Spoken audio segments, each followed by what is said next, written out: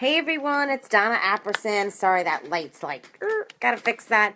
I just wanted to go live here. Sorry it's kind of late tonight. Had a busy day. Had to go teach my PIO class, but I just want to jump on and encourage you today. Again, I'm gonna be talking about teen attitude. And look, by no means am I an expert when I go on these videos. I'm just showing you what kind of works for me or when I'm learning, basically. This is something that can be a really, sorry about that, real stressful time in our lives right now, but I don't want it to be, so that's why I'm making this such a focus. So I'm hoping that what I'm doing is something I want to share with you to hope that it's going to cause you to have less heartache. So anyway, I'm going to be talking about that. So we all know our teens, we like, why they have an attitude when you ask them to like clean their room and they roll their eyes. It seems like it happens like every day. So I want to share with some things with you that I'm doing. So I have 5 tips. One thing Scott told me for years, even when raising my oldest daughter, was don't take it personally.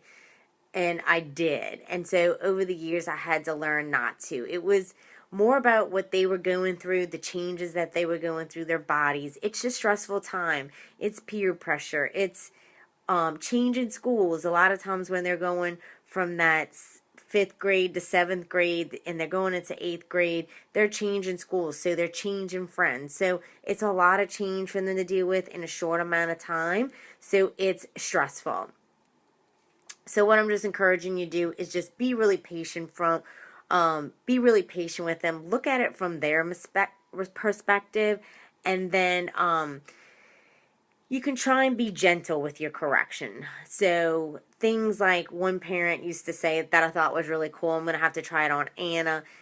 They would say if your teen is disrespectful, say something that like circle around that airport and land that plane again. It was kind of a gentle way instead of coming at them so direct saying, don't talk to me like that. We know that they hate when we say that.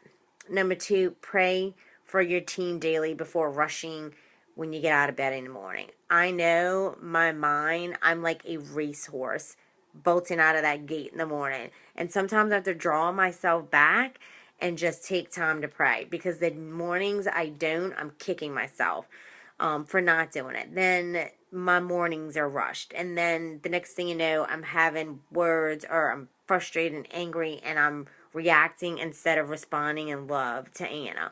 So it's really, really, really important that we do that. And if you need to take a time out and step away from the situation, just know that being right is going to always ruin your relationship. If you need to take a time out, like I said, take a time out. You definitely don't want to ruin your relationship with your teen, because these years are so critical and they need you.